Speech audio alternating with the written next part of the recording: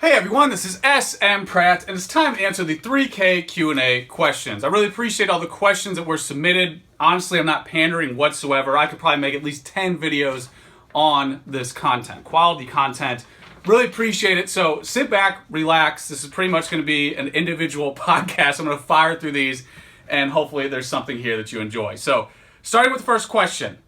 Do you think there are still ungraded base set shadowless cards out there that will earn PSA 10? Yes, I do.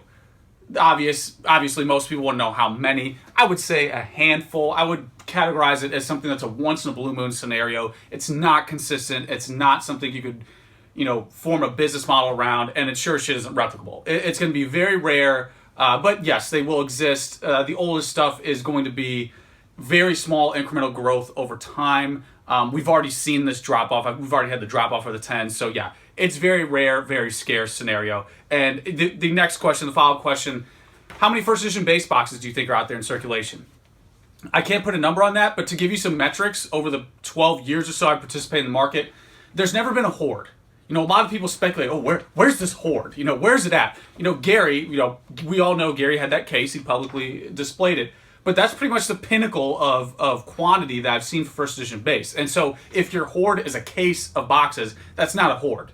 That's something that could be absorbed in a week. That's nothing. So in reality, it's a handful out there. Sure, you're going to find someone who might have one or maybe two, that they forgot about. They're involved in the hobby at some point and they're not around anymore. They don't participate, or someone who doesn't realize what they have. You see this stuff with sports where you find this vintage item from, years ago. But again, once in a blue moon, not replicable, very rare. And if there were a hoard, let's delve into the conspiracy theories.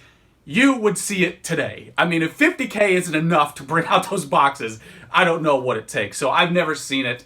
I'm still waiting for it 12 years later. Still waiting to see it. So the next couple questions here are pretty juicy. How do you find high-end buyers? How frequently do you sell high-end items? And what is the highest end individual that you know? Like, what do they spend, basically? So what I will say is that majority of my sales are privately. Maybe when I hit the 100K mark, I'll divulge more into that. When I get 100K subscribers, you'll hear about the 100K sales. But majority of my stuff is private, and it remains that way for a couple reasons. The main one is out of respect for the buyer. A lot of the buyers or the higher-end clients, they don't participate, surprisingly. They don't have Instagram accounts. Surprisingly, they aren't on Facebook. There's a couple of them that are E4. There's a couple of them that, that peripherally, keep an eye on things. But a lot of these people range in income, etc. Which, the juiciest part of this question, what is the wealthiest individual? I'll just name some careers. So I know someone who owns 10 casinos. I know someone who is a venture capitalist. I know someone who owns real estate, who has a real estate business. These come in all shapes and sizes. I think for Pokemon, there's a lot of romanticization on the highest echelon. Because for the high-end market for Pokemon is not necessarily the high-end market for a lot of other hobbies and a lot of other collectibles. For Pokemon, like a $10,000 item's high-end, where in other, like art, for example, the highest end of everything, $10,000 is a joke. $1 million is high-end, and that can still be considered like the lower tier of high-end for artwork or historical items. So the high-end client is heavily romanticized. I think to really paint this picture as someone who experiences this probably the most for this hobby, because I deal in that category the most, I would say that majority of them are just normal people who are simply older. Older people, whether you're a manager and you're frugal, or you build fences, or you own real estate, or you do the classical financial investing on Wall Street, or whatever paradigm or group you want to paint here. If you read the book The Millionaire Next Door, you'll realize it's not binary. There's so many ways to get to that $1 million.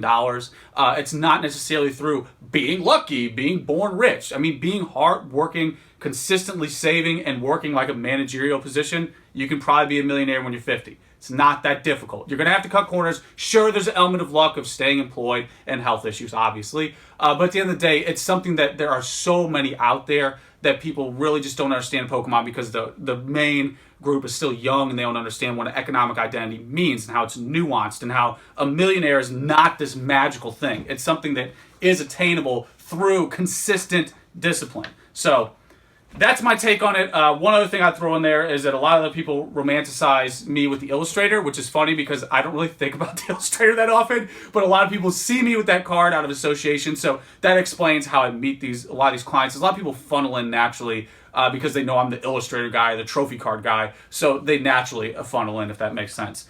So moving on, John asks, do you also collect basketball cards, sports cards, and what is your education background? Yes, I do collect sports cards. Some basketball, primarily hockey is what I do. I brought over, though, it's Michael Jordan photo. This is exactly how you should hang photos. Lean up against a window. Don't worry about that UV protection. But I do a lot more sports memorabilia than cards. The only real cards I do are a lot of the rookie stuff. And that's because, obviously, the saturation of everything post-90s. But I like the memorabilia. Like, this is a great example. Nice historic pieces you can put up, appreciate. I like the stuff that are blown up where you can really see, like, the crowd and the time and the era. That's just whatever, my little collector mentality there. But yeah, I do a mixture. I would say a little bit more right now in memorabilia, old memorabilia for a lot of the older athletes. That's what I do primarily for sports. Pokemon PSA Brad asks, what's up, Brad? With a full 102 PSA 10 first edition base set selling for $103K, where do you value the PSA 9 version of that set?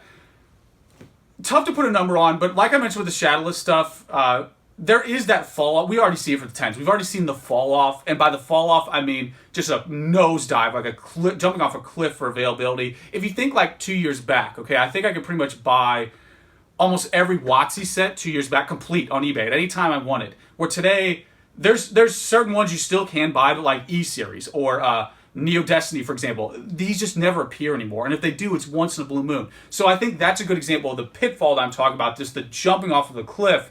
And we'll start to see that with 9s.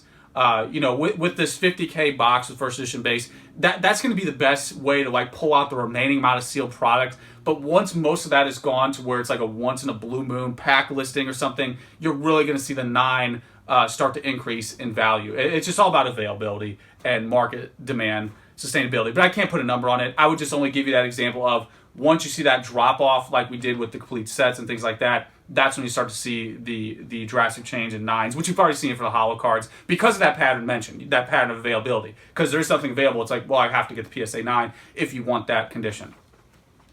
Robert Zero asked a ton of questions, so I'm just going to summarize most of these. smpratte, I'm a huge fan your content, your channel. You give me so much wonderful insight and interesting information about the Pokemon card collecting. Appreciate that, genuinely. I really appreciate all the kind comments. Here are the questions, and I hope you'll answer them in the Q&A. So, at the present time, what is the estimated value of your entire collection, not including inventory? I would say easily 7 figures. Most people know what I show publicly. There's a lot that I don't show, kind of like an iceberg. Like I show some of the higher end stuff, but I don't show perhaps some things I might have doubles of or sealed product, things like that, because obviously I don't want to self-saturate. And I'm not much of a braggart. I'm not much of the Instagram guy that's like, yo, man, I remember I got this for $100. It's worth $1,500 now. Fuck you guys. No, I'm not one of those guys. Never will be. So there's a lot of stuff you won't see, but I would say conservatively it's around 7 figures. I don't really know specifically because the value is going to be abstract. Moving forward, I'm a big fan of being financially independent. What would you consider, do you currently take advantage of traditional retirement, things like that? Again, I don't really want to get into private stuff. Maybe at the 100K subscriber point, I will divulge. But yes, I do have more conservative investments. I invest a lot into collectibles. And what's your end goal for collecting, specifically Pokemon? Is there some type of end goal in mind? What's your life like as doing Pokemon as a career, as a main part of your career? I honestly don't have much of an end goal. And I think a lot of people want some type of master plan. That's something I see going back to conspiracy theorists that I have some master plan. I don't. Honestly, one of the big reasons why I made this channel is just to give you my perspective. That's it. And if you notice, a lot of stuff I talk about, I don't really sell, or I don't have much invested interest in. Outside the trophy cards, where obviously some of them I'm the only person who owns them, but even then, it's like I've had some of those cards for 10 years. So I don't really know what my goal is, honestly. It's just something I just like, I genuinely enjoy, and if there's a point in time where I think, sure, taking a certain amount of money is worth it to me for the other aspects of my life, maybe I'll do that. But, I think the best way to describe it is I've had most of these cards for longer than most people have been in the hobby. So it's just something I really like. I put most of my money in collectibles, put most of my money where my mouth is, so hopefully that gives you some type of answer. So, similar question, if your $2 million trophy eBay listing sold today, what would you do with that amount of money? As mentioned, I'd probably just buy more collectibles. It's one of those things, is it worth it to me? That's the best way to phrase my perspective. Is it worth it to me to sell it? That's why I put that price up. I don't care what people say. Anyone who says it's not worth that means literally nothing, because it's never existed before, and especially graded. So there's no words that mean anything at all whatsoever. So that's my perspective. It's just one of those things I know it's not replicable. No one else is going to have it. It's the highest end of the hobby objectively. And if it did sell, it's one of those things where it's like, this money, is it worth it to me to do it? Maybe. It'd be a big thing. It'd be a tough thing. There'd be a lot of emotion involved, and I'll be honest about that. It'd be a very emotional thing. So yeah, I don't know what I'd do. Probably just buy more collectibles. Do the same thing I've been doing for the past 10 years or so. Hello, Scott. I've been collecting Pokemon cards for a long time now and have been high end of the hobby for years. With the number of collections always on the rise nowadays, first edition base sets, so on, do you see a point where you throw in the towel? So very similar question. I don't have a plan. I mean, if I threw in the towel, it wouldn't be throwing in everything. It might be selling just this to do more in this category. That would be my ultimate answer. I don't think throwing in the towel is something I could biologically do at this point. So yeah, I might sell something to get more, if that makes sense, but it would never be, I doubt you would ever see me sell everything. There's just certain things, it just wouldn't be worth it for the sentimentality. So yeah, that's my ultimate answer is I might sell something to get some more collectibles, but I'm just a collector at heart, so I can't escape that. Hey Scott, your videos inspired me to get back into Pokemans. After 17 years, I bought my first PSA graded cards a few weeks ago. What is your opinion on first edition versions of the early sets outside of first edition base? How do you package your eBay sales? Good question. And then fake PSA graded cards. Would you touch on that a little bit? So the first question about the valuations of things outside of first edition base, yes, I do think they're underrated. And here's why. I like to always give my perspective, not just say, oh, I think it's underrated, it should be worth more money. So if you're looking at stuff like, let's say, jungle hollows or fossils that, let's say they're $200. Pick your poison, pick your species. Let's say it's a $200 hollow card, first edition PSA 10, and there's 60 of them in the pop. To me, that's a very easy buyout. Okay, and we can all spin in circles and be like, oh, fuck these guys, screw all these investors doing buyouts. Okay, that's fine. But at the end of the day, it's still something that people are going to do because it's strategic. It's in Magic, it's in sports, it's in everything investing. If anything, a buyout is just a dirty word for just being observant. Like no one would ever say, look at this guy who bought 100 shares of X stock. Is this a buyout, guys? Is he trying to control the market? It's just investing. So the buyout perspective is something that's brand new for Pokemon, but if you look at something like the pop of PSA 10 hollows, that's a very easily attainable thing. If you have cards that are like 200, like when Rocket was really, really low, I was like, this is stupid. There's so much opportunity here because you have old product, and if you have any market analysis, it's not going to be more available, and if it is, how long can that sustain? So if you're willing to buy these at $50 or $100 a piece, that's easily doable for most people who have a consistent full-time job. So therefore, I think there's opportunity within that from a buyout perspective. It's easy to acquire 30 cards at $200 a piece and basically hold those as an investment, or however you want to say. And again, we can spin in circles about all the emotional jargon, but at the end of the day, that's where I see the undervalued aspect coupled with the fall off that I mentioned earlier about availability. There's a lot of strategy in Pokemon that hasn't been touched, that's fully fleshed out in, say, Magic or sports cards and things like that. So moving on, Goats asks, do you like goats? I am the goat. So ADC352 asks, congratulations on 3K. By the way, if the sarcasm wasn't obvious there, let me just put that in there. I know we're in 2017, everything has to be PC, so that was a sarcastic response. ADC asks, congrats on 3K. Which PSA graded card were you most surprised with the grade? That's a good question. These questions are ridiculously on point. I could just go on for 10 minutes, but I'm trying to cut myself short. The one that comes to mind, Rayquaza Gold Star, English. This was years ago. I remember it graded 7, and I was like, what the hell? Like, this is a pack-pulled card. Why is it a 7? So I looked at it, and I think the hollow pattern, even when I moved it, I was like, the hollow pattern looked like it was damaged. There was something on the border of that Rayquaza, and I was like, this isn't damaged. So this is my first ever, I think, resubmission or review with PSA, and ended up getting a 9. So that was one where I was like, yeah, this doesn't make any sense. And I think it was because when you look at it, I was like, oh, that might be damaged. When you give it a closer look, it isn't. So we're human. It's going to happen. And the converse might happen as well. There might be someone who was like, oh, I thought this would get a 7 because it had a very subtle indent that you might miss. Both sides of that happen, but there's one real example. Stylist asks, hypothetical scenario that won't happen. You wake up tomorrow, log on the news, Pokemon Company decides to kill the TCG and only focus on the video games and the anime. 10 years after, where do you see the collecting community? Growing slowly but steadily? I think that Pokemon is now strong enough that you completely just said, bye Felicia, and cut out all the modern product.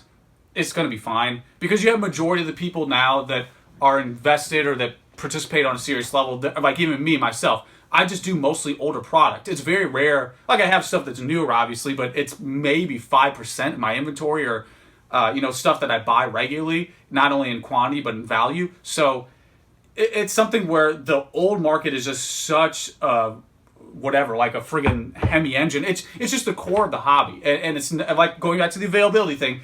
There just isn't availability anymore, so it just inherently makes it sought out. It makes it fun.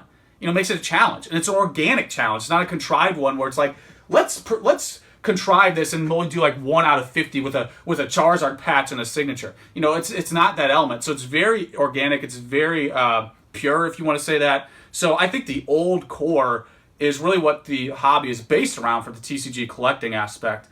So the newer stuff, with the newer market being what it is, it really doesn't have much effect for the old. If anything, it pushes more people in the old, if that makes sense. So that would be my take, is the old is just so strong that it would have enough inertia to, sustain. Sweet Calamaris, let's probably butcher that, but we're moving forward here. A lot of questions. Yes, I've been waiting for this one so long. Why did Wizards of the Coast print first edition base set with the shadow when the early Japanese release didn't have it? So there are two different companies. WotC did the English side. Media Factory still does the Japanese side. It's been the same for the Japanese since '96 until today. Wizards of the Coast had it back in '99, and then it changed in Nintendo 2003. But Wizards of the Coast was just trying to figure out what was going on. And again, talk about that organic aspect, that pure aspect. Here's a great example. The shadowless connotation is a collector definition. It's not something that Wizards of the Coast was like, you know what, let's just subtly tweak this to make this more valuable. It was literally just them trying to figure out how the hell are we going to print these Pokemon cards, because it was the first concept. So you see that in the set. That's one of those like just aspects of inertia or collectability for the first edition base set or shadowless, etc. It just has so much inherent history or historical value to it, because this is literally Wizards of the Coast trying to figure out how they want the set to appear. So that's why you have the distinction. If you look at all the other sets afterwards, I know this is repeat for a lot of people, but you have that template from Unlimited moving forward. And then in Neo, they did a little subtle change with the HP, and you saw little subtle changes there on the layout and gym and things like that. But at the end of the day, they were just trying to figure out their footing. And again, natural, organic process.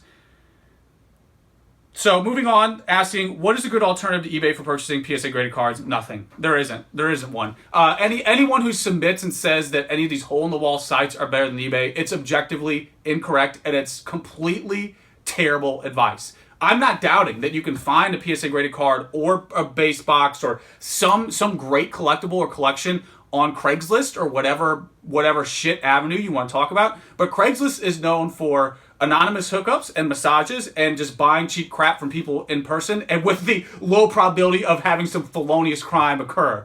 It's not a place that's known for being the open market, and objectively it isn't. That's, again, going back to availability, it's not a replicable scenario. So anyone who says you could buy, these cards are available on Craigslist, that's like literally a child trying to figure out how to buy cards. It's just so off base. Like, eBay bought out so many auction sites that it's just not possible to compete with their reach, with their availability, everything they have. It's just impossible at this point. Even Amazon, it's a different category. eBay's more collectibles, Amazon's more like the mainstream, whatever. So yeah, it's not a thing. Not only is there isn't one. If you want to check out like the Verbanks or the whatever places, I'm sure you'll find a deal here and there. But eBay is going to be your consistent outlet for all things graded or all things in that higher end category or legitimate category. I would say the difficult stuff to find.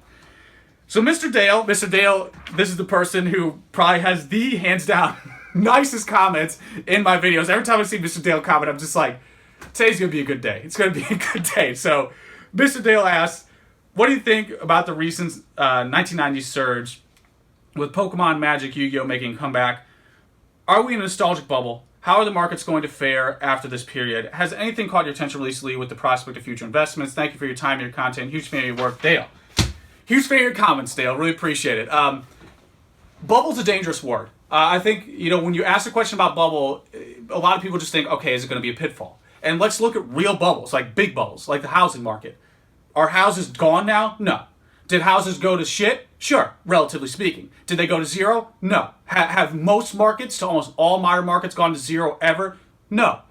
So I don't see it as a doom or gloom scenario. I would acknowledge that, yes, let's say, I don't know what bubble we could speculate. The college bubble, maybe university bubble, something that would affect the market where people would stop investing in, I don't know, like whatever it may be, and there'd be a huge, let's say 20%, 30% dip in the market, or whatever it is, the market self-corrects. Yeah, there's probably going to be a dip in collectibles as well. Do I think it's going to go away? No. I mean, we've already experienced this with the housing market. I was there during the housing market, and the irony is, maybe it's because the market was so small and insulated back then, it didn't change at all. Like, Masaki cards stayed the same, first edition stayed the same, gold star stayed the same. It obviously is a much smaller market, but yeah, at the end of the day, I don't think bubble is the right term. I think if the market naturally decreases and then collectibles also decrease, that isn't the signifier of a bubble. That's just the signifier of a correct decrease from a correct decrease in the overall market. But yeah, that's really all I could say. No economist or anyone could say what the numbers would be behind that. I just don't see. There's just too many people participating for me to speculate on a bubble. I just can't. I'd love to listen to a counter to that, but in a counter, I need to see data. I can't just see, oh, well, I think this is a bubble, because that doesn't mean anything. So hopefully that gives you some type of solace or perspective. It's just one of those things where, even when you look at actual bubbles, it's never 100 to 0. It's a decrease, and then usually some type of rehabilitation, some type of resurgence incrementally. Okay, so moving on, how tough are the PSA cases? Can you stress test one in the video? It's a good question, good topic. I'm currently handling my first ones like Fabergé eggs. Can you team up with Rudy and make the best podcast ever? Congrats. Rudy, if you're watching, I know you watch some of these. We need to do some type of collaboration. I know my subscriber count will never be like yours because I don't say floppy taco enough, and you have a much better natural humorous, some word about being humorous. You're naturally better at being appealing to the YouTube crowd. I doubt I'll ever have the kid viewers. So at the end of the day, I would love to do something with Rudy. I think that's something that we could set up. But yeah, as far as PSA cases are concerned, stress tests would be a good idea. A lot of people have done this before. The new cases are pretty much what you want. I have old cases and new cases. I would say the new case is just the best thing ever. I mean, I think I have a couple here on camera. I mean, this is just the best, like the old case with one hand, I'm pushing against this right now. No, you can't tell, but this would flex with the old cases. This is a good consistency. Even that, you could toss it, it's fine. It's not going to have an issue. I know there's people who don't like any factory scratches, things like that. That's fine, do your thing, but honestly, they're very durable. I would say the old cases are a little more flexible. You might want to upgrade to the new ones if you have some of the old. So Barden asks, what are your current collecting goals, and what do you do in order to try and reach them? I've achieved a lot of my serious heavy goals, like the trophy cards and things like that, the things that took ages to complete. For collecting goals now, what I do is try to make up a new binder scenario. So like I have all the set binders, but I want to do a different setup now. So I'm going to go after, and like I did this with first edition base, and I made a video on it. I have a different layout for this binder. I want to go after full arts or something like that and do a whole binder on those. So those are probably my goals, to keep things fresh, to keep things fun for collecting. And I do that privately here and there. I think a good advice here, a lot of people underestimate incremental consistency. People think, oh, there's a goal, you need to do it right now. Like what I mentioned with trophy cards. That took literally 10 years. 10 years. And that's 10 years of constantly being engaged. So that's how you got to look at this. The bigger the goal, the larger the goal, think longer term. If you have a lot of capital in hand, you can knock it out, sure. But long term, I've done it for a long time, so second nature. So yeah, it's very, very casual at this point. It's something I just do when I feel like it and enjoy it. What's your everyday life? Eat, sleep, and hyperbeam. That's my everyday life. Lewis in Japan asks, in terms of personal achievement as a collector, what have been a few of your happiest moments in the hobby? Very good question. I think getting back into it, buying the Southern Island set was probably one of my biggest moments in the hobby. $30 set, $30 binder. That's one of my most sentimental purchases. I think a lot of the stuff I bought during college really helped me out during a dark time. Didn't know what the hell I wanted to do. Still don't know what I want to do. I'm just doing something that sustains, just doing something. I'll never know. So I think those experiences, there's so many of them. Like I could think of a Mount Fuji Pikachu I bought off the top of my head. Just purchased the first trophy card was Trophy Kangaskhan. Actually, the first prize card was a Tropical Wind a long time ago from Jimmy Hume, close friend or the card collector UK who's passed away now. It's been so long. So there's a lot of memories. They're going to be more on the personal side, not the financial side. It's going to be stuff that it's just experiences I value that are very personal to times in my life that really shape-shifted things and solidified things that helped me move forward. So yeah, there's just a couple that come to mind. PokeLC asks, what is your opinion on the current PSA grading market? I think the market is somewhat declining because of the fact that many people are submitting newer cards, which might be a problem for the scarcity of the current sets in the future. For WotC cards, for WotC cards, the market will still grow, I think, but I'd love to hear your opinion on these things. I don't think the PSA grading market is on a decline. I don't know how that would actually occur. I think with new sets, sure, it's naturally a decline, but that's more because of the print. Where with stuff like you mentioned with WotC, I think WotC is going to be something that, again, the availability, I just keep going back to that over and over again, the availability is going to just make the market regulate itself. So I don't think there's a way to speculate on PSA graded cards. The only speculation I could say is if someone's giving you terrible advice and saying, this, another card on hand, this Super Potion, PSA 7 is going to be worth $50. I doubt that.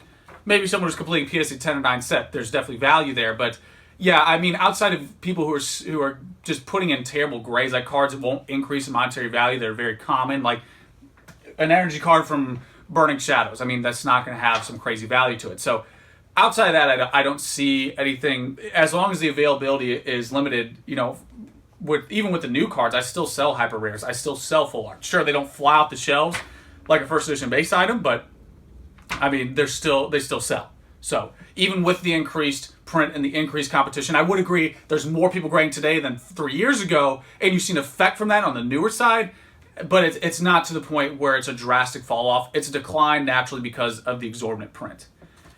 Poly Pokemon asks, can you show your dogs? I'll try to show more of them in the podcast. They actually get kind of scared when I do the videos and they leave the room. So I'll try to show more in the podcast. Ray asks, which by the way, Ray, like your avatar, I always notice it. What's his name from Walking Dead? So what's your favorite era generation Pokemon TCG and why? God damn, these questions are so on point. My favorite era is going to be sentimental, so it's going to be WotC. Like Southern Island, for example. Southern Island, I don't know what it is. Everything just fell in line. To give you an understanding, like, this is not unique by any means, but like the 90s kid, who didn't know Pokemon, and then Pokemon came into existence, it was like, oh my god, what the hell is a Charmander? What's Charizard? What's Blastoise? And then you start to memorize like the Pokédex order, and then you talk to kids on recess, and you like, who could do the longest Pokédex? Who could go as far as you can? Can you get to Pikachu? Can you get past Pikachu? It's all this understanding of like, oh my god, Mew. We only knew 150, then Mew, and then you see why Southern Island's probably the most sentimental for me is because I saw Meryl and all those Pokemon in the first movie. I was like, what the? Who's Togepi? Who's Meryl? Like, what? This doesn't make any sense. So, anyway, that's just giving my background here experience, which I'm sure is common for a lot of people in that era. So that's why the WotC era is always going to be near and dear to me. I think the historical aspect of it being first is just compounding that. But with that said, like I'm so much of a collector with Pokemon that I appreciate all the sets. Like I see the pros and cons of every set, and personally, I value the pros, if that makes sense. Like I value the original EX era even more so. Talk about historical aspects. I value that even more today than I did 5 years ago because the original EX concept has been reused today for the new EX and the GX card. So therefore, now it has a broader understanding or broader value. So I really value all the eras, but I would say the first and foremost is going to be the first WotC because that's what I grew up with. And like that, the examples of the playground and all that stuff when you're younger, that I think that all is inherent and I can't separate that. So Chalk from E4 asks, some E4 questions here. Will the Shining Legends cards impact the OG Shinings? I can see them having an impact in that it might bring some people back to them because the Shining Legends set is one of the most exciting sets, in my opinion, since Evolutions. Doesn't mean it's going to be a home run for finance, but it's just so fun to open. Like, I opened some of these boxes privately, and I might do another one just for fun. It's just so fun opening them. It's because the Shining cards are what everybody wanted for ages. People won that for ages. So I think that might bring people to say, okay, let's go after the original Shinings because these are so cool. Even new collectors, I think it's a gateway or a path to the older cards. Just like with Pokemon Go, just like with Evolutions, it's just a way to say, hey guys, here's this. And if they're interested, they're naturally going to dig deeper and go for the other cards. So I could see that being a segue. Can I put a number or a metric on that? No. But I could see that being a possible scenario, as that pattern is probable in collectibles. Like that, like Evolutions reintroduced a lot of people back to the old stuff. This could have that same effect. E4, another E4 question, Elftan asks, how do I date girls? I've been flexing the PSA 10 cards. I still don't have any flocking to my side. Seriously though, I've been having trouble with this for a couple years now without too much luck. Am I screwed? How many waifu body pillows should I buy? Hope you have fun with this questions. Congrats on 3K. So, to answer this in a serious way, just be content. Just be content with what you do. Now you have numbers behind it, so when people are like, Pokemon, I'm just like, okay. It's like, I'd rather have, you could have that perception, but at the end of the day, just be content. Just be content with it. I don't know why I'm giving advice on girls, but at the end of the day, that's all it comes down to, just if you can find someone that has a shared interest, shared hobby, shared experience, I think college or something like that is probably the best place.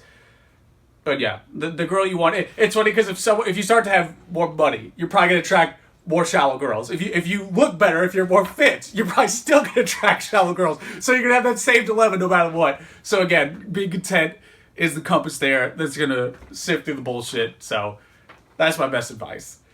So Jess Alakazam asks, what was your first card and what was in your first PSA submission? Wow, that's a good one.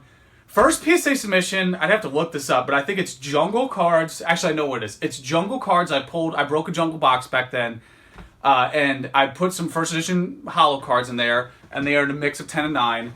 And then I did a Porygon and an Eevee fan club, which I still have those today. Those are still my personal collection. And I think the Porygon was a 10, the Eevee was a 9. So that was my first ever PSA submission. How ridiculously naive I was back then. I didn't realize you could put more cards. Like, they didn't have the online submission yet. So I didn't realize you could put more than 15 cards, 15 different types of cards in the submission. So I'd have to do like 5 of each one in multiple submissions. I didn't even know there were grading specials for members. I didn't know that for like 2 years back then. I had no idea. So yeah, I didn't realize you could just load up like 100 different cards. I thought you had to only do the 15, allotted spaces there. So anyway, you live and learn. Some people are slow learners, like Sansa from Game of Thrones. Some people figured out quicker. Mitch Walters asks, how much money do you make in a year with Pokemon stores? 50K plus. Again, I don't want to give you... If we get to 100K, I'll talk about all this. But in relation to keeping a lot of stuff private for the higher-end people,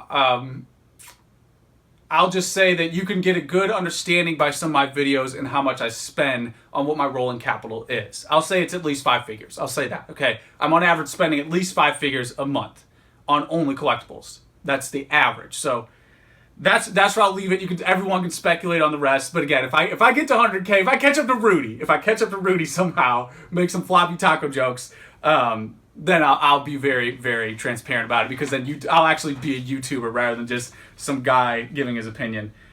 So Niner Backer asks, what's your opinion on the best guess regarding first edition base, non-holo commons, uncommons, PSA 9 in 5 years? They're still very affordable, very cheap. Basically, do you see this increasing? What's the average amount of cards you send off to get graded monthly?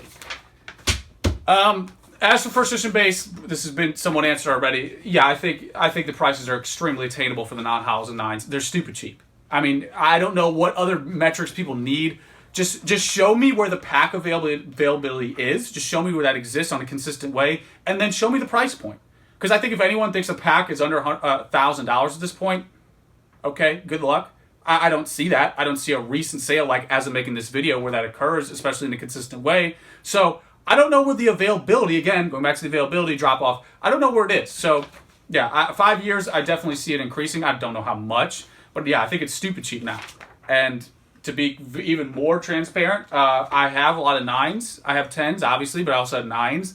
because I think a lot of the rares even, I think what people are probably going to start doing, which you see it with Charizard, let's say they go after a 9 set and they're like, you know what, I'm going to throw an 8 Charizard in there, or 7 Charizard because the 9's so high. You're going to see that too with these non-hows. It's like last or something that's $1,000 and 10, someone's like, you know what, I'm just going to do the 9 for $100. So you'll start to see that incrementally with the 9s, 8s, and so on. Andy Newton asked, hey Scott, how much do you pay for your haircut?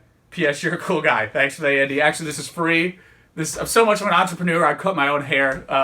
Not sure if it looks good, but anyway, there's the answer. Sandman the Endless asks, what group of cards besides first edition WotC will grow the fastest? Crystals, Gold Star, Shining, etc. You pretty much named them. Like I mentioned in my earliest videos, the older, the rarer, the minter, the better. What does that really describe? A conservative purchase. It's unique. It's not unique to Pokemon. It's true to everything. Magic, sports, you name it. Any market. Gold, jewelry, art, name it. Memorabilia. Same exact paradigm. Older, rarer, minter, better. You're basically just getting the most you can maximize on each one of those categories is just the most conservative option. So if you look at something like Charizard First Edition base, older, yes, the oldest. Rare, yes, the rarest. Mint, if it's mint, it's like you just maxed out all of them. Or like the trophy cards, fill in the blank. It's something that, the maximum of those is probably going to have the maximum value and the maximum difficulty, etc. It's all in relation to itself. Kip21287, those numbers are important. That might be your birthday. Hey Scott, what kind of stands do you use to display your PSA cards? I actually have this right here. You got lucky. This is it right here. Free advertisement for this company. These are the stands I use. I think Ultra Pro does them as well, but very inexpensive, but they get the job done. There's some higher end ones out there, like PSA has those quality ones where you could put them in there and they stand upright. I do that for like rookie cards and bigger cards like Charizard, things like that. But yeah, those do the job. So very, very inexpensive. Okay, have you ever tried to cross your trophy cards with BGS 10? PSA 10 trophy cards? No, just no. BGS has opportunity for the 10 grade. Until they change their consistency on the lower grades under 9, there's no real point in me going to BGS. Also, I think Pokemon is just synonymous with PSA. They have more experience and longevity history. I've talked about this before. So it's not even a thought that crosses my mind because the market's just not there, first of all. And I like the PSA cases more. And I also like the history and the relationship with PSA and Pokemon more. So I just don't have anything, if you're talking money, it's not of an interest at this point. Because those highest end trophy cards, the grades obviously aren't that relevant. Like if someone has a higher grade, it's like, okay, do you have the complete set with the illustrator? No. So it just doesn't matter. It's at a point now where it's like, they could be all PSA authenticated and it's still just up there in the clouds. It's just untouchable. So hopefully that just gives you every angle on that. It's just something I really don't have an incentive to do. Pokemon Power Paradise asks, what do you think of the current bulk situation? This is going to be its own video. Maybe a podcast or video, I'm not sure. It's just yet one more moniker of the current market. How aggressive it is for new stuff. How many people are buying and saturating and trying to be their own store, which the market self-regulates. We'll see. Will there be a bounce back? Will people change their scenario? But from the few people I've spoken to, they're still doing bulk. They're just charging like 1 cent or I think even half that. People are okay with that. They're like, yeah, sure, it's fine. So, it's still working. I think it's a huge drop-off. I think the days of 7 cents are dead. I don't think that's ever going to come back unless you have a massive, massive tectonic change, which I just don't see that happening. So I think this is going to be the new reality. Of course, there'll be variance in there, but I think the days of 7 cents are gone. If you look at something like Magic, it's been 1 cent for ages. And a lot of people who cross over from Magic like, yeah, I never understood why Pokemon was still so high. So maybe it was one of those things where we had the inertia from, again, I'd mentioned this before, like the 2014-15 era. Maybe it was one of those inertia things that finally dissipated. That'd probably be my overall impression for it. Ryan103 HDS, what is your favorite WotC Pokemon set? Probably Southern Island, if I had to give one. Maybe first edition base for the main stage stuff. Just love everything about it because a good way to understand that is from a sentimental perspective. Shadowless in first edition didn't really exist where I grew up. You'd see a handful of Shadowless cards here and there, but it was super rare. So I have like a really, really special personal place for that Shadowless stuff because it was so scarce and difficult to find. So today, I talk about this with a lot of collectors. I'm like, God, anytime I see a Shadowless card, I'm like, oh my God, it's Shadowless. It might be worth $1, but I'm just like, oh my God, it's a Shadowless card. So that dude Pokemon, if you picked the design for the next collectible set, how many cards would it consist of and what would you design around? I'd probably do something similar to Uyama, hand-drawn, definitely. I think honestly the Sun and Moon sets are the best mixture of cards for any collector. So Pokemon's doing well as far as art is concerned. It's just the print, the print creep is what's killing it. So I'd probably do something similar like Uyama and people like that, the hand-drawn guys. Elena Kowalski, I think this is the girlfriend. There's account. This person mentioned before. It's the girlfriend's account that they're using to post. I've been reading the SMR articles about each Pokemon set. At what pace do you sense the crossover effect taking place? I assume you mean sports collectors and other collectors. Certainly these articles are catching the attention of collectors, there you go, from sports worlds, but to what extent and how fast is it growing, as far as you can tell? I would say the SMR articles have an effect, but I think people overvalued it because of the Rocket article. Because the Rocket article is one of the earliest articles printed, and the Rocket set had the most opportunity and price disparity for anything comparable. Objectively speaking, if we only look at numbers, some of those Rocket cards I mentioned PSA were earning $50 PSA 10 first edition hollows. Makes no sense when Jungle and anything else is 200 and above. So even if you want to say, okay, it shouldn't be as much as Jungle, well, that's fine. We can agree on that. But it still had so much more room to grow, especially you're talking like 50 bucks is nothing for a first edition PSA 10 hollow. That's stupid cheap. So I think a lot of people overvalued or overestimated the effect. And if you look at like the Jungle articles out, the Fossil articles out, first edition base was out a year ago and no one even knew. No one even noticed. No one even said SMR because it didn't have a market effect or dramatic market effect. So I think we'll start to see the other sets. You heard it here first. You'll start to see the other sets in Pokemon being published. And it's just going to be one of those things where it's only going to just solidify Pokemon as a serious thing. If more sports collectors see this, they're going to be like, oh, okay, there's a market for this, just like with Magic, just like with whatever non-sports equivalent they have, whether that's like Superman or, stuff like that. Whatever it is, they'll see the parallels and be like, oh, okay, this all makes sense. They got the rookie cards.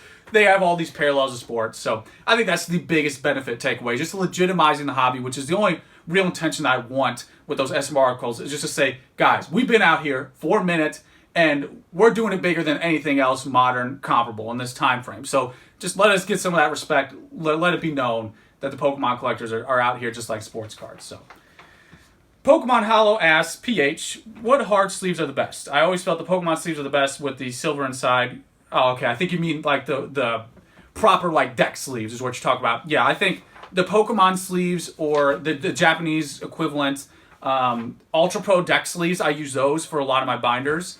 The clear ones or whatever color you like, they're perfect for the pro binders especially. You just slide them in, they do the job. I used to do Profit. I used to double down with Profit and then the deck sleeve, but now I've just moved to just the deck sleeve because if you slide it on the side, there's nothing. It's sealed pretty much. Where the older ones I did the Profit, we're getting real critical. The Profit with the deck and then in the top 9 card whatever page.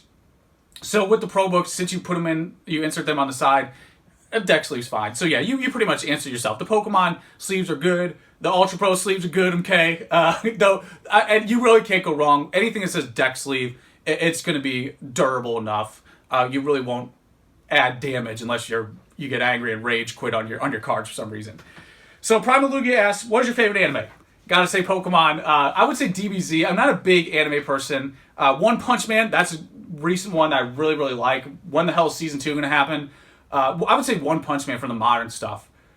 I know one of my closest friends always wants me to get into Trigun, and then there's another one he always wants me to play Trigun on the guitar, the theme, but there's another one, I can't think of it, Bleach. Always wants to get into Bleach, but I just don't have the time. Wish I had more time to devote to that, but I would say One Punch is probably the most recent one that I've watched that probably 3 times already. Silent Oath asks, hey, what's up, man? I've seen you on E4 before. What other hobbies do you have outside of Pokemon? Mentions this briefly. Sports. I do some Magic. Been putting together a Legend set recently.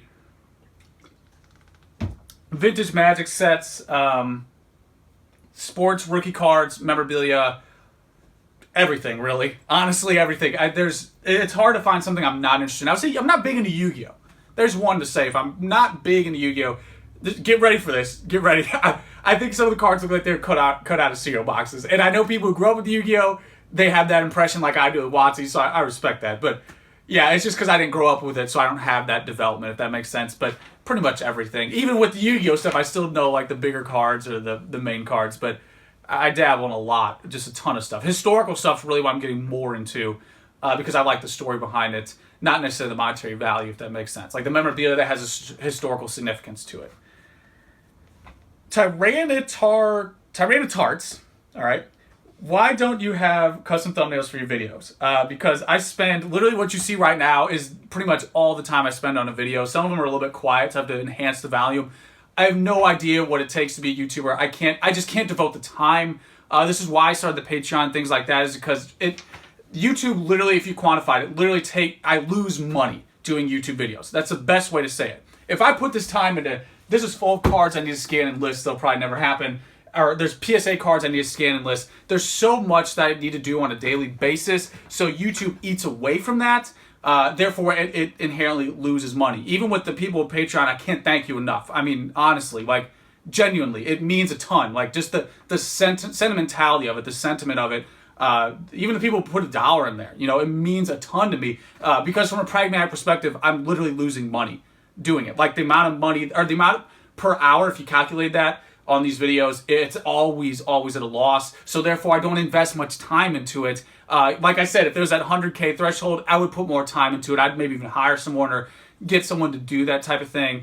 I try to do some thumbnails here and there, but I'm such a friggin' noob when it comes to YouTube. But mostly centered around because it's a deficit. You know, even if it takes away from personal time where I need to just chill out or play guitar or something. So yeah, hopefully that gives you the answer you're looking for. Eternal Sveen asks, how do you feel about the inflation of prices of first edition base ungraded near mint Charizard? Thoughts on Shining Legends, I mentioned that earlier. I don't really see much inflation. I see people who put up these first edition base Charizards that are maybe near mint and they're like mint ungraded and they go for an obnoxious price, but that's more about inexperience or the hype of potentially grading your own card, which that is a thing. So I don't know if it's inflation. Growth doesn't inherently mean inflation. You know, that's the problem. That's why I don't just jump right into that. So there's growth, but I don't know how much of it is speculative. I don't know how much, you know, there's too many sales now to say that, okay, this is just temporary.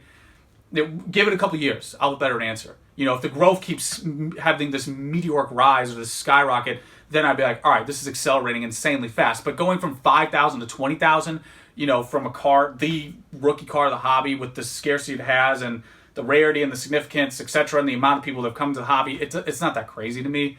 But yeah, let's say it went to 100,000 by next year. I'd give a different opinion. I'd give a different analysis. Pokemon Jumper. What is E4? E4 is a forum for serious collectors of all shapes and sizes. When I say serious collectors, sure, it's going to be the people who spend a lot of their money. This is a big thing for them. They talk about the hobby in a serious way. They split hairs and they get down into the rabbit hole and talk about these really specific pedantic topics. But it's also people who just enjoy artwork. You know, it's like, I always talk about Zini. Zini always gets my promotion because Zini's a great example of someone, Zini's a member on the forum, and she's a great example of someone who is a serious collector, but is not just throwing money, like, is not a high roller, if that makes sense, like not buying these high-end items, because a serious collector isn't about how much you're spending. It's about what you do with what you have. Like, I was a serious collector when I started with Southern Island over 10 years ago, just as I am today. You know, I didn't always have the trophy cards. If anything, being that serious collector, that little core or whatever, is what is the engine that drove me down that path, that led me down that path. So, yeah, it's just a place for serious collectors to talk about whatever it is. It might be one of those, like, let's dig deep and talk about all the differences in PSA grades and blah, blah, blah. Or it might be someone who's like, hey, guys, I like this card. Let's talk about it. So, it is what you make it. Yeah, it's just a forum for serious collectors, all shapes and sizes. Jennifer A., what's up, Jennifer? I see you on all the videos talking about serious female collectors. Here's another one. Jennifer A., Pokemon Jumper. It's a Pokemon forum. Oh, Nick, that's a response. I'm reading a response here. Just, anyway, give it a shout out to Jennifer A., another serious collector. She responded to, need to edit that out. Here you go. Great example of how I don't edit anything. Jess Taylor asked, when I started collecting 8 months ago, PSA first edition base colos outside the big three were selling 400. Now they're selling at 700, 900. I'm new to PSA cards. Is this growth normal? If so, by the time I save 900, they'll be 1,200, etc. I know I can't afford everything, but such a drastic price change in so little time is discouraging. Very good question, even if you didn't realize it, that this really hits on a lot.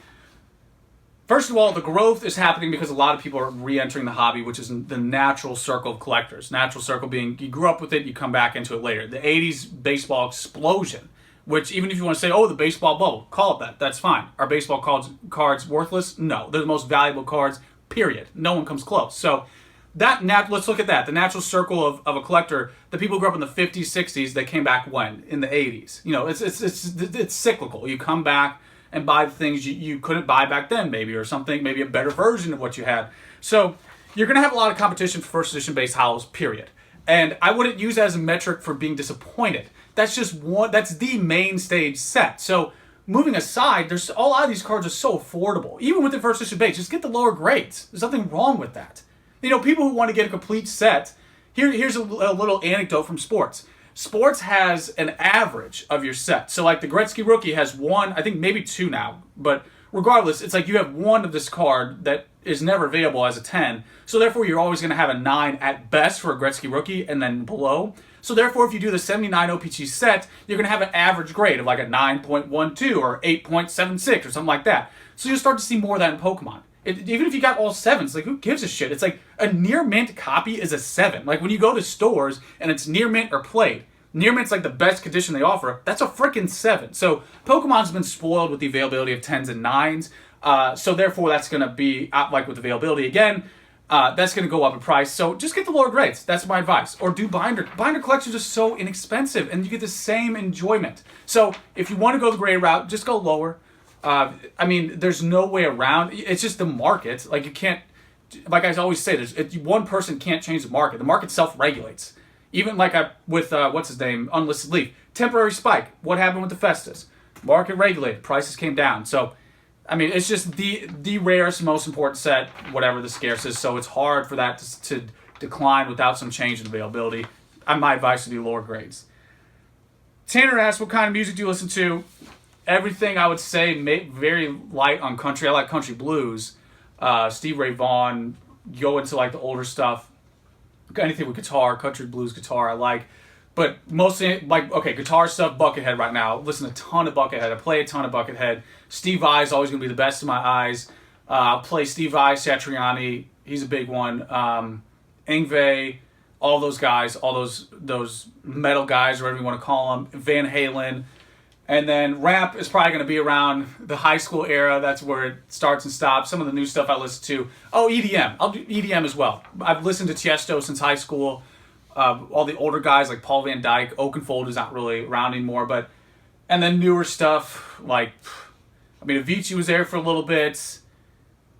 Can't think of like what Swedish House Mafia was good. I know they stopped, but yeah, stuff like that I'll get into. A lot of it gets repetitive, but yeah, hopefully that gives you an answer. Really talk a lot about music. That was actually what I was going to go into before I went into a less employable degree of philosophy. I was going to go into music. Little side point there. Endblade asks, hey there, love your channel. Kind of reminds me of Alpha Investments when it was still starting out. Good to know that I'm the rough around the edges Rudy. Great content, and I'm surprised. Do you use a script? No, I don't. Do you speak off hook? I just talk. Like I sometimes write down bullet points, but I just say whatever comes to mind. Like this video. Anyway, which type of cards do you prefer? Shining, Neo Destiny, Gold Stars, or Crystal in terms of art? And anyway, thanks for the videos. Appreciate the kind words. Yeah, I mean, I like all of them. I like Gold Stars. I like Shinings. Like I said earlier, I have an appreciation for all that stuff because I compartmentalize it or categorize it to that era. And I'm like, yeah, Gold Stars are great. I mean, Gold Stars is the most unique modern TCG in my opinion. Like, I don't think there'll ever be another Gold Stars. That's like the metric people use for the new cards. Like, are the Hyper Rares the new Gold Stars? Are the Secret Rares the new Gold Stars? Because that's the metric for modern cards. So... yeah, I think they're great. Shining cards in themselves. It's basically like, hey, do you like Yarmir Jagr and Mario Lemieux and Gretzky? It's like, yeah, they're all phenomenal players. So, yeah, I have an appreciation for all of it. All right, getting to the last couple pages here. Try to pick it up a little bit. Steve Robson asks, Pokemon Victory Cup cards. How many are there? I know 2011, 12, 13. But do they still come in the autumn, spring? Much appreciate for your response. Could you do a video on the Victory cards or Victory Cups? Someone asked me to do the Victory medals, especially the Japanese ones. Those would probably be the best. I've sold the most of those. Those 2009, 2010, they have the gold, silver, and bronze, the HGSS ones. I think those are the most analogous to like the big trophy cards because they're not going to break the bank. Like I honestly have sold PSA 10 sets now, probably 10 of them, around $300 average. So if you're talking a little under $100 a card or around there, it's like, that's crazy. To me, that's a good purchase price for something that I don't always have it in inventory. I usually have a couple of them in inventory, but I mean, for the victory cups and stuff, I don't have the same experience as I do with like a lot of the older Japanese stuff. After around 2010, I'm not really up with it with the victory cup releases. They're collectible, but I really, even for me who does all the prize cards, the trophy cards, it's my wheelhouse, I really fell off with the victory cups. I don't know why. I fell off with them. So, sorry I can't give you much of an answer to that, but I would say the victory medals are collectible, and from a sales perspective, those are consistently selling. So yeah, that's all I can really say. Realistic guys, would love to know your opinions on the future of Yu-Gi-Oh. Sorry, like I mentioned earlier, I don't know anything about Yu-Gi-Oh. So yeah, I really can't give you much perspective. Miguel asks, love your channel, brother, but I feel your brag trap and whole room needs a huge update. Appreciate the constructive criticism. Also would love to see high-end cards displayed behind you as well. Once again, I just feel like you need to show off a little more, is what they're saying. Again, I'm someone who hates to brag. I honestly impulsively do these videos. Like I said before, the main problem is this isn't a thing for me. Like, I love doing YouTube. It's a great outlet for me, but it's not, when I say thing, it's not profitable. That's it. Plain and simple. You know, someone like Rudy, he can honestly just live very comfortably off what he does on YouTube and his Patreon. He's phenomenal. He's like, well, he has the least amount of fear ever that I've seen in any entrepreneur that I've experienced. So his setup is different because he puts more time and gets a payment out of it. Or I just don't have that invested, and I don't keep a lot of my expensive stuff in house. You know, for security reasons. So therefore, yeah, sorry, I don't have the whatever you want to say. The like honestly, a lot of this furniture is sentimental to me, and that's again about being content. I'm just content with it, and I really don't care because I'm making videos for knowledge. I'm not making videos to show off the cards or whatever because I think that doesn't help anybody. It just helps temporary feelings, you know, for your ego. So I appreciate the constructive criticism though. Maybe I'll try to put up more TCG product. Maybe that'll help, but.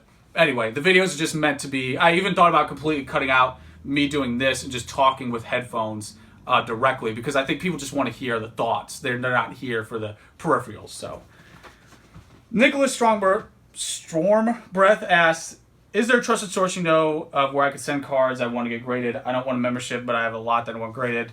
I send for people on E4. Actually, this month has been a big month. I've sent in probably 300 cards for other people, so I do send for E4 members if you want to message me there. It's like I've mentioned before. It's something I've been doing for 10 years. It's very cut and dry, knock on wood. Haven't had any issues with PSA. Ilker, hopefully I don't mispronounce that. I remember Ilker asking the good sports questions on the previous Q&A. Would you shed some light on the 1995 or the top Sun Japanese cards, the first print?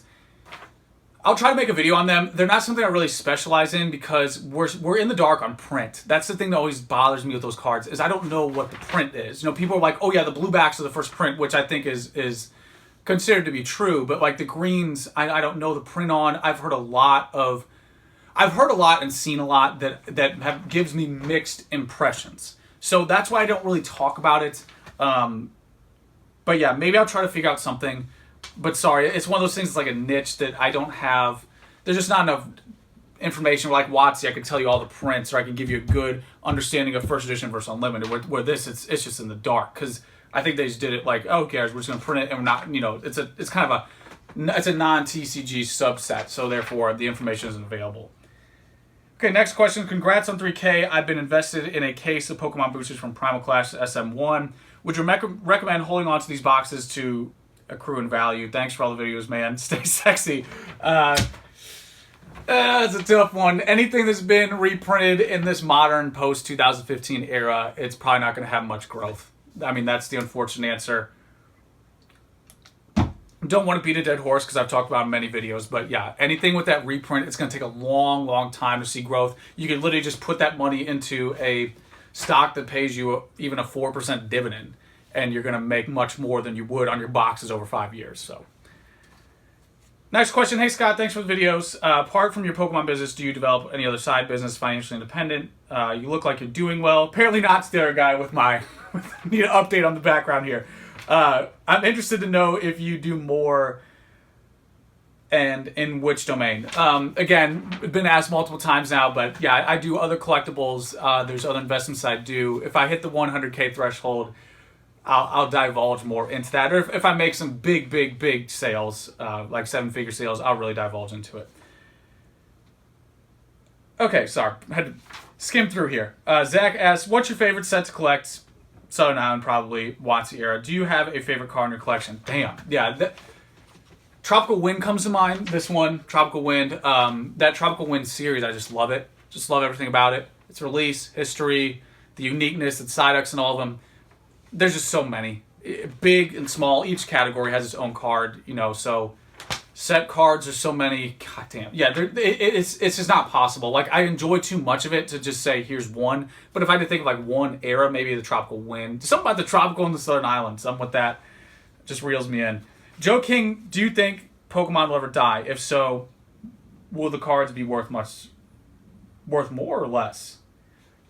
If it dies, I don't know. I think to address this, there'd have to be a massive, I don't even know what it would take at this point. I mean, you'd have to have so many debilitating things that I just don't see occurring, because I've been around when the hobby was at its low, like objectively at its lowest point, and you still had that same core of people who just liked the hobby, and I don't see that diminishing. Like look at someone like Jay Witts or the people who do the broadcasting of the World Championship Tournament. They were around like in 2006 as just people on like on PokeGym at the time or whatever on the forums. And, they just love the hobby. So I don't know how you get rid of that. Sure, there's going to be more peripheral people that leave. Maybe it's because they need to move cards for money, whatever the reasons are. But I think it's just a part of that era. I think this is more of people's identities with collectibles, in my opinion, more of an individual's identities from that era than sports. Coming from someone who values sports heavily, I think the 90s kids grew up more with Magic and Pokemon and even Yu-Gi-Oh! Than they did with sports stuff. And that's like sports cards, for example. I bought some when I was younger, but it wasn't anywhere near the experience of Pokemon. So I don't know how you would reverse that experience. I don't know if it can be done. So, and again, like prefacing that I've been there when it was at the lowest point. So not diminishing that the time when it actually was low, I was there, and it still had that core of just people who just genuinely like it. I don't think that's ever going to go away. For me, it's never going to happen. If the cards were $100 again or $10 or $1, I'd still be here. So, Elite Four Champion Nick asks, "What's your favorite set?" Talk about this already. Base is just so good and too simple of a set to claim as a favorite. With that being said, what's your favorite set outside of WotC? Whew, damn. Stormfront was good. I remember Stormfront was strong. Dragon Frontiers. I remember when Dragon Frontiers was released, so that was a big one. I would say Fire Red Leaf Green's a real big one, because that was one of the first sets I saw upon looking at more modern. God, even saying that's modern TCG back in like 2005 or 6. I remember looking that up and just being like, "Whoa, what's this Charizard EX?" So maybe Fire Red Leaf Green would be one. But yeah, there's a lot of that original EX stuff outside of WotC. I have a sentimental attachment to, because that's when I got back into it. Okay, is it illegal to buy and sell cards before release date, let's say about 3 weeks out? It's frowned upon. Distributors say they don't want you to, but it happens.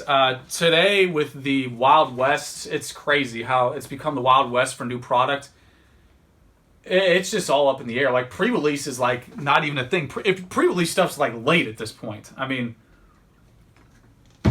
it used to be you had to drop it, like Evolutions, for example. I was told when I bought my Evolution stuff from the distributor, you can only drop it on October 31st because that's the original release date. And a lot of people honored it. Even going back just 1 year and seeing that, people honored that, where today it's like the product's just out there like a week ahead or 2 weeks ahead when it's supposed to be. So, yeah, it's not illegal. It's just the structure, which I mentioned before, is better if you follow the deadlines. Sure, you can flirt with it a little bit, but, the market will adjust. We'll see what happens. Bobby Hill asks, will Pokemon ever bring down the amount that they're printing? Will it ever stop being so flooded? Do you think Pokemon will ever bring back first edition? I wish. Also, I would love to see a ton of LC cards, since that is the first set to introduce reverse foil. Thank you, Scott, for your amazing info. And P.S. Your editing is so good, it's almost like you don't edit at all. Appreciate that. And as for the print, it's just market demand. You know, again, going back to the market self-regulating, we'll see 3 to 5 years. We'll really understand, just like we understand 2012, the black and white era. We understand that in a much more comprehensive way, and especially going back to original EX, because time has passed and we can look back in hindsight. So give it 3 to 5 years and we'll figure out. We're really in a probably the biggest transition, which I talked about this in a separate video, the biggest transition of release and everything. You know, the print creep is happening now. Who knows how long it's going to sustain? We've seen an uptick in less saturation. I guess too many double negatives there. But will you just see a change in the release, and that, I don't know, market demand will self-regulate. So next question for Pokemon: which grading service is better overall? Speed, quality, printing, historical, everything. PSA, objectively, it is the best for Pokemon. So yeah, moving on. Multi-Sacker Scott, currently a few of the PSA 10 first edition shadowless Charizards at PWCC are at 17K in bid auction. Do you have an insight on where these will end? Will people continuously pay prices? I think the Charizard, it's pretty much stabilized. You know, before, I think the big jump already occurred. The big jump went from like 5 or 8K or whatever it was, all the way now to like 16 to 20. And it's a solid range. Like, we have how many sales now? Like 10 sales of the same range, which is very concise. There's an easy established fair market value. So yeah, it's probably going to hit where it's been hitting for the past few auctions. So yeah, there'll probably be a little incremental growth, especially if less appear. Like, if some didn't appear for like 8 months or something, 6 months to a year, you'd probably see a sharper uptick. But yeah, I mean, it's pretty self-regulating. I think it's a great textbook example of how a price establishes itself. Philip asks, what's your view on veganism? I think veganism today is trend-based. That doesn't mean it's necessarily bad, but like I have an in-law who's so fucking annoying about they're like full-on hipster. Like they're like just the playbook of everything that's trendy right now. And they're vegan because veganism's happening. The distinction I would make is, I was friends with some vegetarians like in high school and things like that, who, it's ironic because now they're not vegetarians anymore because they're so annoyed with the trend aspect. So it's just funny how a lot of people are allergic to gluten when that is very Google trend-worthy, and then there's a lot of people who are vegans when that's also very trendy. It's very interesting how it always falls in line that people are suddenly vegans or they're suddenly enlightened when it becomes very popular. So that'd be my take on it, and not really a criticism versus the principle behind it, because I think having a healthy diet, something I try to do myself, is good, but I'd say like the Mediterranean diet or the Japanese diet are the best general emphasis diets out there for longevity and sustainability. But it depends. Like, I'm heavy cardio, so I eat a lot of carbs. Like, I probably eat 2 bowls of cereal a day. And, you know, that's because I'm always doing things like hockey and soccer where I burn that constantly. So it depends on what you're doing. Really got into that one. Next question. Getting close here. Only got a few more. Bear with me. I know it's been a while. I was wondering about if Pokemon started making numbered cards like baseball, football. Okay, that's a good question. For example, if they do like wheel numbered 1 out of 75. I saw someone else say that they couldn't do that because that would mess with the card game. Yes, that's true, because the players couldn't get the card, which makes sense to me. Then I was thinking, why don't they just do where you have a base card and then you have the number. Basically, what you're suggesting is something like what sport cards do, where they have the 1 in 50 patch, which I've talked about in one of my memorabilia videos, where they have like the patch card 1 out of 50, which is contrived. I mean, there's room for that. I wouldn't want to see it as aggressive as sports, because that contrived mentality is what lost the organic growth of sport cards. Now they're just basically memorabilia. But yeah, I think that there's room for that, and I think if you always have a variant that's attainable, like basically the hyper rares are kind of a low-key version of that, because the hyper rare is the most difficult variant out of the basic GX to pull. So if you want that, like if you want the showy card, the flashy card, you could do that. Like with the Ultra Balls or whatever it is, you can get that full art version, or you can get the standard one. One thing I would say is Pokemon needs to cater more to collectors. There's a whole untapped market out there, and I know I have bias towards it, but from an opportunity perspective, they sleep on the collectability. Like, Shiny Legends and Evolutions is proof positive. Like, Evolutions ran the fuck out in distributors in a week. They ran out, and they had to get more from Pokemon. It's like, take a hint. Just take a hint. Do a little bit of this. Just give us that one out of... Well, give us the gold stars. Give us the 1 out of 100 packs or whatever it is for a unique card. It's like... And people who complain and say, oh, well, that's being greedy. It's like, guys, just then don't get that card. Like, get the lower version. So, yeah, that's a concept they could really implement. Just don't do an overhaul like sports. Like, to give you an idea of sports, back in the day, like, you had one rookie card. Like, Jordan has one rookie, the 86 Fleer. Where today, like I don't even know who's coming into the game. Like, God, don't even want to mention Lavelle Ball or whoever. You know, someone who's coming into the game today is probably going to have like 20 or 30 or 50 rookie cards. So the rookie card is saturated. Like LeBron has so many rookie cards and refractors and black diamond and all that crap. So it's hard to keep up with the rookie release. And now it's just like memorabilia and, you know, 1 out of 5, 1 out of 10. So if they did a little bit of that and didn't do full on like sports, it'd be a good move in my opinion. All right, moving into the last few questions. Hey, Scott, greetings from Argentina. Congrats on your 3K subs. Totally deserve it. Thank you for that. My question is, I have seen your channel PSA graded cards signed by the artists who create the artwork. Does PSA accept cards signed by former TCG champions? And then they just give an example.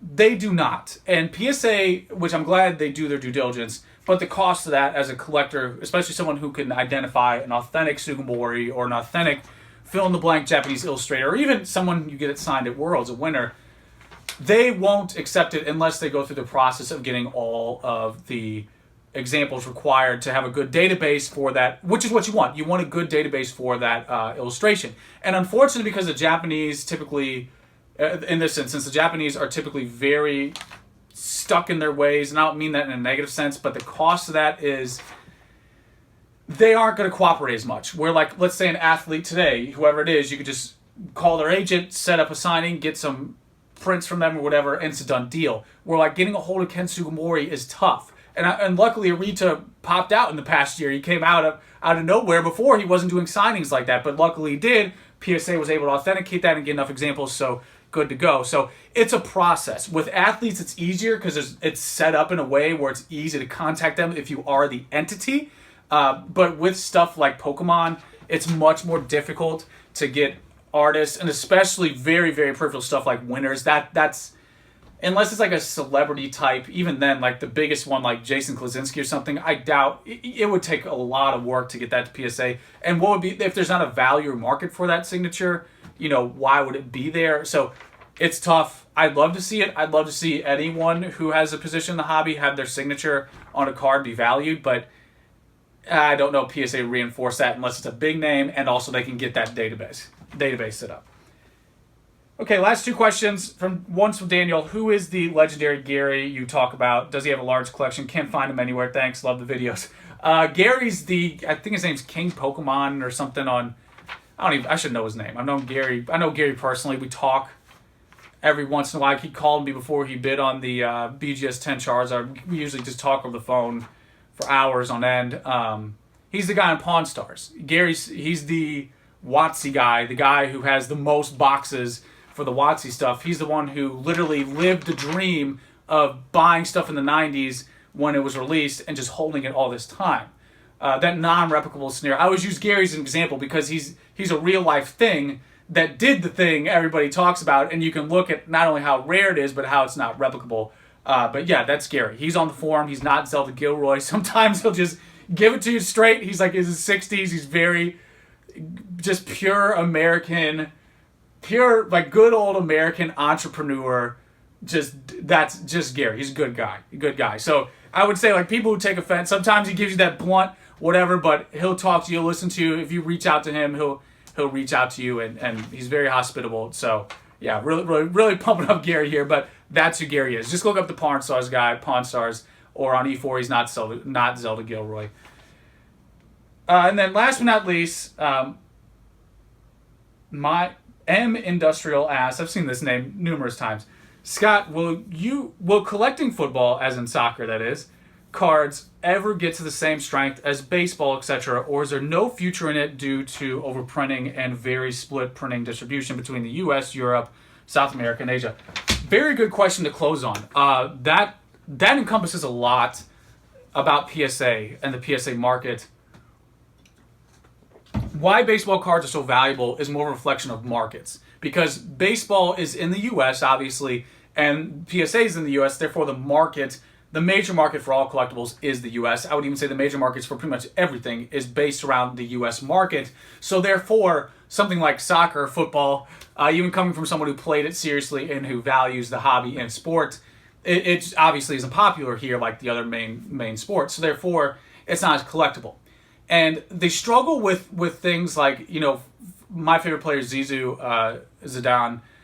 And the struggle is that there isn't much out there that's analogous to baseball and things like that. I know the vintage side has some of that, but the thing that could change the game is a PSA, which I don't know why they don't do this. I mean, I don't know the inner workings of PSA, the numbers, but PSA is sleeping on an opportunity in Europe. They are just sleeping on, and this is a great example. The amount of soccer or football cards from the UK, from Europe, from even South America, if they would just throw one office over there in Europe, I don't care where it is, that would change the game, I think, for that market. You wouldn't see like a meteoric rise, but you'd see I think you'd see an explosive overall growth of people just like, yes, I can finally submit the cards. Or, hey, we can at least get these authenticated at this point or whatever. Yeah, there's a huge opportunity with Europe. I'd even say Japan. There's another one where PSA could really change the game if they put just one outfit over there in Japan or Europe, and you would see not only something like soccer grow from a European perspective, but also you'd see Japanese baseball, for example. That's a big market, and also be incorporated into the larger hub of main stage baseball, because Japan and baseball is like a new frontier. South America and baseball, that's a new frontier. So if you put entities in those countries, I don't understand why it hasn't occurred. Again, I'm not PSA. I don't know all the rigmarole and all the red tape and bullshit you'd have to go through to do all that. But yeah, I think it'd be huge if you could get over that hump. I think there's plenty of opportunity there. I don't know if it outweighs the cost or the con. So anyway, that's my take. It is a big opportunity. I think that if you had an entity of PSA over there in Europe, it would help out South America, Japan, etc. You would also see more people grading cards and selling cards, and I think that would expand the market. Because why I'm emphasizing third-party grading is because that's what legitimized the market to where we are today. Third-party grading is what legitimized the hobby of sports to where we are now. Because before it was in its infancy in the 80s, and they're like, hey, you think it's near mint? I think it's mint. And we go back and forth, where third parties like, here's our opinion, and it really solidifies the hobby in a serious way. So that's it, guys. Hopefully you stayed with me for the whole thing. That's everything I have. Again, thank you everyone for the questions. I'm going to keep trying to do videos bi-weekly or at least once a week. And I have to always thank, or I should thank more, the people who support me on Patreon. I cannot thank you enough. I mean, like I mentioned before, from a monetary perspective, these videos are a loss, and I don't expect any type of compensation for that, but I do appreciate that, not only from a practical perspective, but just from an emotional one. I mean, I can't express to you through words what it means to see people valuing the content, big or small, whatever that may be. Like if I have 100 subs or 3,000 or 300,000, doesn't matter. Yeah, I enjoy it, and I'm going to just keep making videos like this. So yeah, guys, that's pretty much everything. Appreciate it, and until next time.